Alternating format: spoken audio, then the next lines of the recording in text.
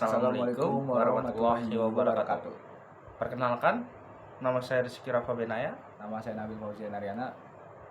Lihat aja video kita yang saat ini. Saksikan.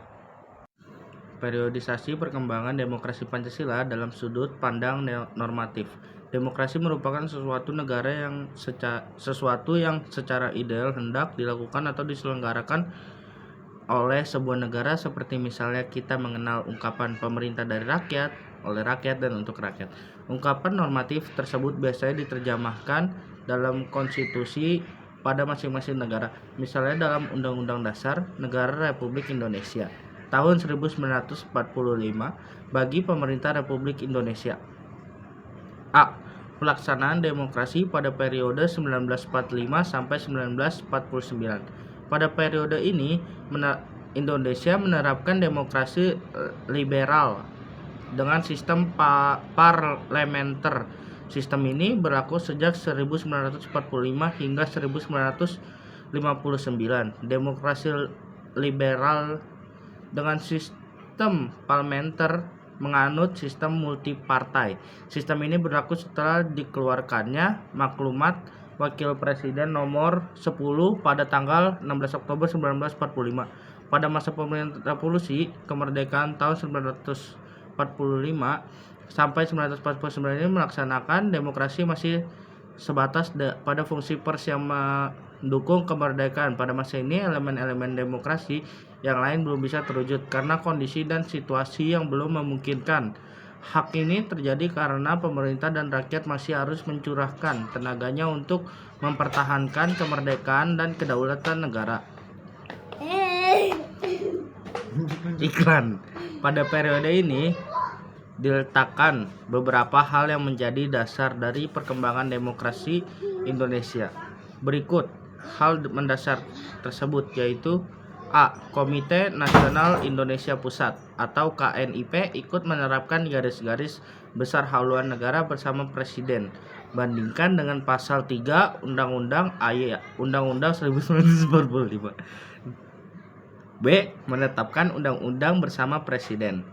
Bandingkan dengan pasal 5 ayat 1 dan pasal 20 ayat 1 Undang-Undang Dasar 1945. C. Tugas sehari-hari KNIP dilaksanakan oleh Badan Pekerja BP yang bertanggung jawab kepada KNIP. D. Badan Pekerja tidak boleh ikut campur dalam hal kebijaksanaan pemerintah. B. Pelaksanaan demokrasi pada periode 1949 dan 1959. Pada demokrasi parlementer, Indonesia sempat mengganti konstitusi negara yang awalnya UUD 1945 menjadi Undang-Undang Dasar Sementara atau UUDS. Hal ini karena kesepakatan konversi meja bundar sehingga mengubah Negara Kesatuan Indonesia menjadi serikat, dan perubahan sistem pemerintah dari presiden menjadi parlementer.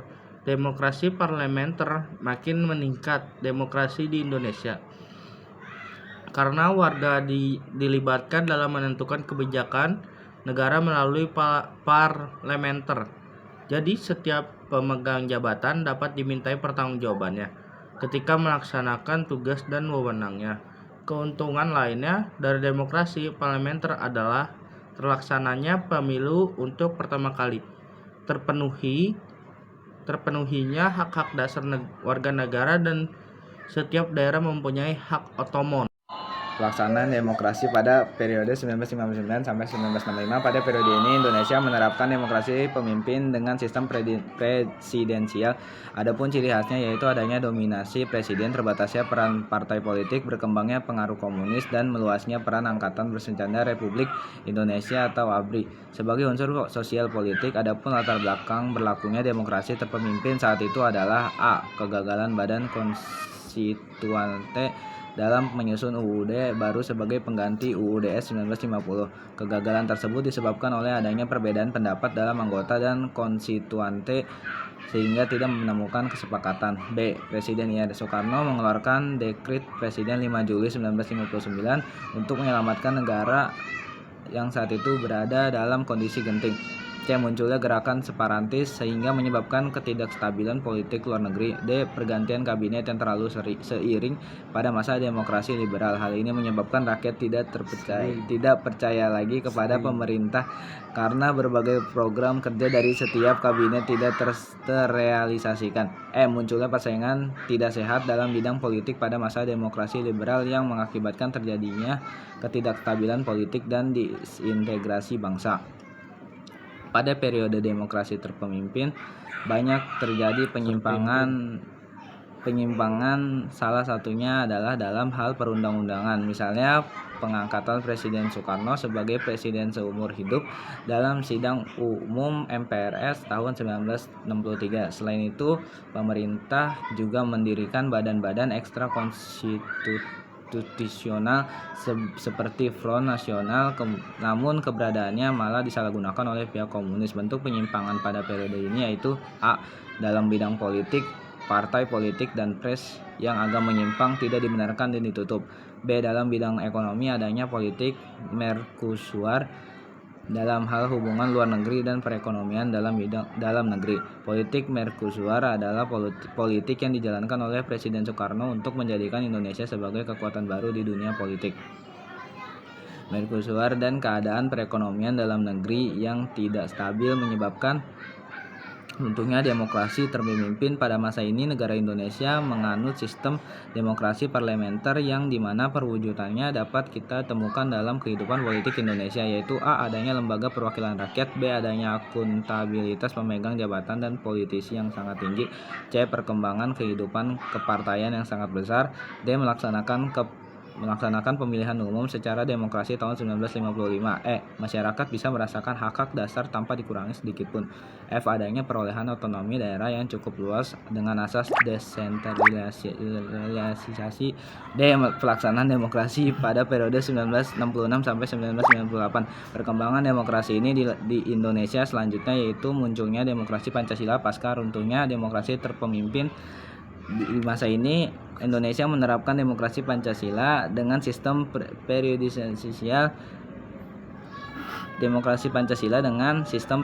presidensial yang berlangsung pada Orde Baru yaitu tahun 1966 sampai 1998. Pada Orde Baru dibuat perumusan baru tentang demokrasi Pancasila. Adapun berikut perumusannya. Demokrasi dalam bidang politik pada hakikatnya adalah menegakkan kembali asas-asas negara hukum dan kepastian hukum. Yang kedua, demokrasi dalam bidang ekonomi pada hakikatnya adalah kehidupan yang layak bagi semua warga negara. 3. Demokrasi dalam bidang hukum pada hakikatnya adalah pengakuan dan perlindungan hak asasi manusia serta peradilan yang bebas dan tidak memihak. Di masa demokrasi Pancasila terjadi beberapa penyimpangan, adanya pembatasan hak-hak politik rakyat, terjadinya pemusatan kekuatan di tangan presiden, penyelenggaraan pemilu yang tidak demokratis, terjadinya korupsi, kolusi dan nepotisme. Setelah 32 tahun Orde Baru runtuh oleh gerakan mahasiswa dan rakyat yang dikenal sebutan reformasi. Hal ini dipicu oleh resesi ekonomi hebat yang melanda dunia dan Indonesia pada 1998. Presiden Soeharto dan rezimnya pun tumbang dan berganti menjadi era reformasi. Era reformasi menjadi suatu era yang diharapkan dalam membawa kehidupan demokrasi dan masyarakat Indonesia ke arah yang lebih baik, bermartabat dan sejahtera. Ini seperti awal.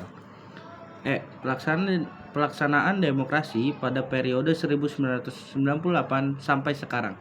Sampai sekarang Indonesia akhirnya menggunakan sistem pemerintahan demokrasi reformasi. Pada periode ini Indonesia menerapkan demokrasi Pancasila dengan sistem presidensial. Reformasi memandai runtuhnya masa Orde Baru dan menjadi tahap awal bagi perkembangan demokrasi di Indonesia. Dilantiknya Presiden Habibie menggantikan Soeharto dianggap sebagai presiden yang akan memulai langkah-langkah demokratisasi dalam era reformasi. Adapun langkah-langkah yang dilakukan pemerintah Habibie adalah mempersiapkan pemilu dan melakukan beberapa langkah penting dalam demokrasi. Di masa ini berlangsungnya pemilihan umum seperti di tahun 1999, 2004, 2009, 2014 sampai 2019 dan selanjutnya di 2024. Pemilihan presiden mulai dilakukan secara langsung pada tahun pada tahun 2004, sedangkan pemilihan kepala daerah dimulai pada tahun 2005.